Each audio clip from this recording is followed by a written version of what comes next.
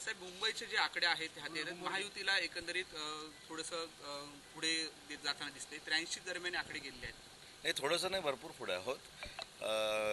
मला असं वाटतं की जे आम्ही संकल्प केलेला होता मुंबईकरांच्या विकासाचा, तो यशस्वी होताना दिसतोय आणि फार मोठ्या फरकानं महायुती मुंबईमध्ये विजयी होईल. साहेब, आपण आता जिल्हा परिषद पंचायत समिती निवडणूक होत आहेत आणि त्याच्या अनुषंगानं आपण आज खासदार नारायण राणे साहेबांची भेट घेतली आहे. मागच्या वेळी युती झाली नव्हती, फटका कुठेतरी माहितीला लागला होता. म्हणजे आणि यावेळी काय होईल, युती होईल का? मागं काय झालं त्या कटू विषयावर जाण्यापेक्षा गोड काय झालं त्याच्यावर बोलू ना. त्याच्यामुळे राणेसाहेबांना शिवसेनेचे सगळे पदाधिकारी आम्ही भेटलो.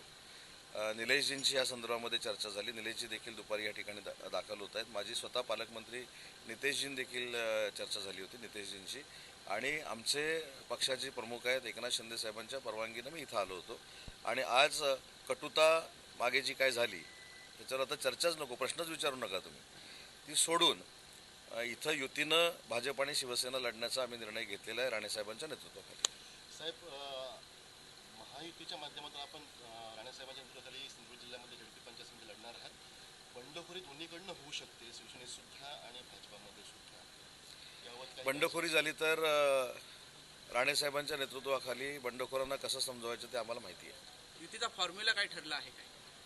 आता फॉर्म्युल्याच्या संदर्भात मी सांगितलं की सावंतवाडीमध्ये स्वतः दीपकभाई केसरकर हे आमदार आहेत. त्याच्यामुळे दीपकभाई केसरकर, आमचे जिल्हा प्रमुख संजूजी परब, मनीष दळवी, ही जी टीम आहे भाजप आणि शिवसेनेची, ती एकत्र बसून निर्णय घेईल.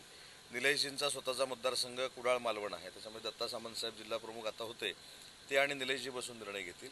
आणि कणकवलीच्या बाबतीमध्ये देखील दादांच्या समोर नितेशजी, निलेशजी, दत्ता सामंत आणि संजय आंग्रे असे बसून निर्णय घेतील. पण कुठेही कटुता निर्माण होणार नाही याची पूर्ण दक्षता घेऊ. मुंबई महानगरपालिकेच्या निवडणुकांमध्ये ठाकरे बंधू एकत्र आले, त्याच्यानंतर मराठीचा मुद्दा जो आहे तो प्रामुख्याने पुन्हा एकदा वर आला. मात्र ज्या पद्धतीचे आता रिझल्ट पाहतो, त्या लोकांनी ठाकरे बंधू एकत्र आलेले हे पण त्यांना रुजलं नाही की मराठीचा मुद्दाही त्यांना नाही. या सगळ्या गोष्टी मुंबईकरांनी नाकारलेल्या आहेत. अजून तासाभरानं ह्याच्यावर बोललेलं अजून चांगलं राहील. तासाभरानं मी तुम्हाला रत्नागिरीतनं माझा पैठ पाठवतो. दोन्ही ठाकरे बंधू एकत्र येत आहेत. काही जण मराठीचा मुद्दा घेऊन पुढे ठाकरे बंधू दोघे आलेले होते, पण तरी देखील काही जनतेने त्यांना म्हणावं. पण एक मला कळत नाही, मराठी माणूस म्हणजे उदय सामंत हा मराठी माणूस नाही का? राज्याचे मुख्यमंत्री देवेंद्रजी फडणवीस हे मराठी नाहीत का? माननीय एकनाथ शिंदे साहेब मराठी नाहीत का? म्हणजे हे म्हणजेच मराठी असं नाही आहे आणि हेच म्हणजे मराठीची अस्मिता असं नाही आहे. मराठी भाषा मंत्री म्हणून मी सांगतो की 5 वर्षानंतर इलेक्शन आल्यानंतर मराठीचा मुद्दा काढण्यापेक्षा 5 वर्ष मराठीसाठी आम्ही काय करतोय हे महत्त्वाचं आहे. आणि मला जर विचारलं की मराठीसाठी आम्ही काय करतोय महायुती म्हणून, तर 1 वर्षात मराठी भाषेसाठी आणि मराठी माणसासाठी जगभरामध्ये काय केलं हे मी सांगू शकतो. ठाकरेंनी मराठी माणसासाठी काय केलं नाही असं म्हणत? मी असं कुठं म्हटलं? हे तुम्ही म्हटलं का? मुंबईचा मी असं म्हटलंच नाही. आता तुमच्या मनात आहे ते आता मी कसं बोलून, तुम्ही एकदा सांगून टाका. मी नाही म्हटलं.